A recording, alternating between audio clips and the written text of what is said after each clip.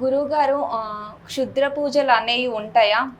అసలు క్షుద్ర పూజలు ఎలా చేస్తారు? మనిషికి ఎలా వాటి దుష్ప్రభావం పడుతుంది? క్షుద్ర పూజ అంటేనే చాలా పెద్ద ప్రయోగ కర్మ. అది నేర్చుకొని దాన్ని ప్రయోగించటం అనేది ఎటుతో వాళ్ళు మనశ్శాంతి, ఆరోగ్య శాంతి, కుటుంబ శాంతి, సంతాన శాంతి, అతనికి ఉండవలసిన కొన్ని విధాలుగా అతని మీద సూపు ప్రభావం ఎక్కువైపోయి కొంతమంది చెడు ప్రభావంతోనే బుస్సును ఊది మంత్ర ప్రయోగం చేస్తారు.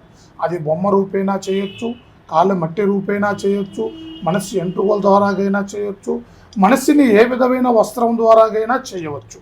అలా చేసి కొంతమందిని కొన్ని విధాలుగా ఇబ్బంది పెట్టే వాళ్ళు చాలామంది ఉన్నారు. అలాగే ఇబ్బందుల పాలైపోయి నష్టపడే వాళ్ళు కూడా చాలామంది మన దగ్గరికి వస్తూనే ఉన్నారు. వాళ్ళు శాంతి చేసుకొని పోతూనే ఉన్నారు. అలాగా జరిగిన మనిషి స్థితి అనేది అనుకూలంగా ఉండదు. అతని మనిషి స్థితి అనేది ఏ రకంగా చూసినా ప్రశాంతత ఉండదు. వాళ్ళ ఇంట్లో చికాకులు జరుగుతుంటాయి, భార్యాభర్తల మధ్యలో కొన్ని గొడవలు అవుతుంటాయి, మానసికమైన ఒత్తిడికి గురవుతుంటాడు, చేసే పనులు అభివృద్ధి జరగదు, ఆరోగ్యరీత్యా నష్టం జరుగుతుంది, ధన రూపేణా చాలా విధాలుగా నష్టపోతూ ఉంటాడు. అతను ఎంత ముందుకు వెళ్ళాలనుకున్నా కానీ వెనక్కే వెళ్ళిపోతుంటాడు. ఆ మనిషిలో ఉండవలసిన సమస్య పెరిగిపోయి అసలు ఎందుకు గురవుతున్నాడా అనేది అతనికే అనేది అర్థం కాని స్థితిలోకి వెళ్ళిపోతాడు. అది స్త్రీ అయినా సరే, పురుషుడైనా సరే మానసికమైన ఒత్తిడికి ఎక్కువగా గురైపోయి బంగారం పట్టుకున్నా భస్మం అయిపోతుంటుంది. అతనికి క్షణం తీరికుందడు, దమ్మిడి ఆదాయం ఉండదు. ఏది చేసినా ముఖం చూసిన వాళ్ళు కూడా బొగ్గున మండుతుంటారు. అతనికి కొన్ని విధాలుగా జీవకళ తగ్గిపోయి ఆరోగ్యరీత్యా, కుటుంబ రీత్యా అన్ని విధాలుగా నష్టపోతూ ఉంటాడు తల్లి. అది శుద్రం చాలా పెద్దది, తాంత్రికము ఇంకా పెద్దది. మనిషికి దృష్టి ప్రభావం చాలా పెద్దది. ఈ 3 ప్రభావాల వల్ల మనుషులు అన్ని రకాలుగా నలిగిపోతూ ఉన్నారు. ఇప్పుడు అంటే మన మీద క్షుద్ర పూజ జరిగింది అని మనం ఎలా పసిగట్టాలి? అది శుద్రం ఎలా జరిగింది అనేది మనం తెలుసుకోవాలి అని అంటే ముందు అతని పేరు మీద, అతని ఫోటోను బట్టి, అతని జీవనదిని బట్టి అతని పేరు మీద అంజనం వేయాలి. అసలు అంజనం వేస్తే అతను శుద్రానికి గురయ్యాడా, తాంత్రికానికి గురయ్యాడా, దృష్టికి గురయ్యాడా, మానసికంగా ఇబ్బంది పడుతున్నాడా, ఈ 4 విధాలుగా మనం తెలుసుకోవచ్చు. అతని పేరు మీద మనం ఫోటో బట్టి అతని పేరు మీద అంజనం వేస్తే వాళ్ళ వల్ల ఉండవలసిన సమస్య అనేది మనకు ఖచ్చితంగా తెలిసిపోతుందమ్మా.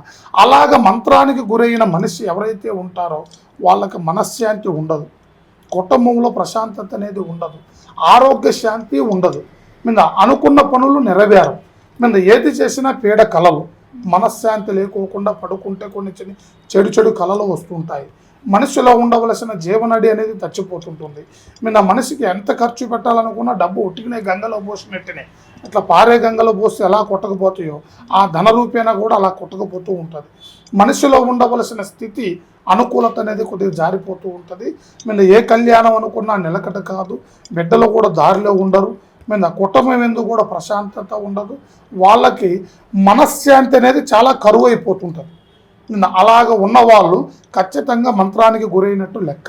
అలా మంత్రం మీద బాధపడే వాళ్ళు ఎవరైనా సరే మన దగ్గరికి సంప్రదిస్తే వాళ్ళ పేరు మీద అంజనం వేసి వాళ్ళ సమస్యని పరిశీలించి వాళ్ళకి ఏ రకమైన ఇలాంటి క్షుద్ర పూజ వల్ల సమస్యతో బాధపడే ఎవరైనా సరే మనం 9 రోజులలో వాళ్ళకి పరిష్కారం చేయగలుగుతాం. వాళ్ళకి ఆరోగ్యరీత్యైనా, కుటుంబ రీత్యైనా, కుటుంబంలో ఎలాంటి చికాకులున్నా మనం అన్ని రకాలుగా చూసి వాళ్ళ ఆ శుద్రాన్ని నుంచి 9 రోజులలో పరిష్కారం చేసి వాళ్ళకి చక్కటి పరిష్కారం చేసి వాళ్ళని మనశ్శాంతిగా నిలబెట్టుకోగలుగుతాం తల్లి. గురుగారు, అంటే మీరు కూడా ఏమైనా క్షుద్ర పూజలు చేస్తారా? మన దగ్గర శుద్రం ఉంది, తాంత్రికం ఉంది, యంత్రం ఉంది, చెట్టు క్రియలు ఉన్నాయి. మనకు సంబంధించింది మన దగ్గర లేనిదంటూ ఏదీ లేదు. మనం అన్ని రకాలుగా నేర్చుకొని అన్ని అవపోషణ బట్టి అన్ని రకాలుగా ఏ విద్యనైనా కానీ అన్ని విధాలుగా చూసుకొని మనం సరి చేసుకొని మనం ఈ శివశక్తి జ్యోతిష్యాలయాన్ని నిర్మించాం తల్లి. ఏదైనా మంచికే ఉపయోగిస్తాం. ఎవరెవరి పరిస్థితిని బట్టి ఎవరికి ఎలా చేయాలి, ఏ విధంగా ఉపయోగపడితే బాగుంటుంది, వాళ్ళకి మంచి దారిలో ఎలా నడిపిస్తే బాగుంటుంది, వాళ్ళు చేసేది మంచి పనా చెడు పనా, వాళ్ళు నడిసే నడవడిని బట్టి ఆ దైవ అనుగ్రహాన్ని బట్టి వాళ్ళని ఏ రకంగా నడిపిస్తే మంచి జరుగుతుంది అనేది వాళ్ళని పరిశీలించినాకనే మనం చేసే పనిని మంచి దారిలోనే నడిపిస్తూ ఉంటామమ్మా. గురువుగారు, ఇప్పుడు కుజదోషం అంటే చాలా మంది భయపడుతుంటారు. ఈ కుజదోషానికి అసలు పరిష్కారాలు అంటే మొత్తం పరిష్కారం అయ్యే పరిష్కారాలు లేవు అని అంటారు. కుజదోషం ఉన్న వాళ్ళు ఎలాంటి పూజలు కానీ హోమాలు కానీ వ్రతాలు కానీ చేయాలి? వాస్తవానికి కుజదోషం అనేది పుటకతోనే వస్తుంది అమ్మా. ఈ గ్రహస్థితులలో 9 నవగ్రహాలలో కుజుడు మొదటి స్థానం. ఈ కుజుడు అనేది కుజదోషానికి గురైన పురుషుడైనా స్త్రీ అయినా ఈ కుజదోషం వల్ల కళ్యాణంలో సమస్య పడుతుంది, సంతానంలో సమస్య పడుతుంది, మనసులకి కళ్యాణపరంగా దగ్గరికి వచ్చి ఆగిపోతూ ఉంటాయి. కొంతమందికి కళ్యాణమే ముడిపడకోకుండా అయిపోతుంటుంది. కొంతమందికి ఆ దోష ప్రభావం ఉన్న వాళ్ళకి సంతానం మీద కూడా సమస్య చూపిస్తూ ఉంటుంది. ఆ కుజదోష ప్రభావానికి శాంతి బంధన వాళ్ళ పేరులో నవగ్రహ శాంతి కలిగించి వాళ్ళ కుటుంబంలో అలాంటి సమస్య లేకోకుండా ఆ కుజదోషానికి సంబంధించిన శాంతి ప్రభావితం.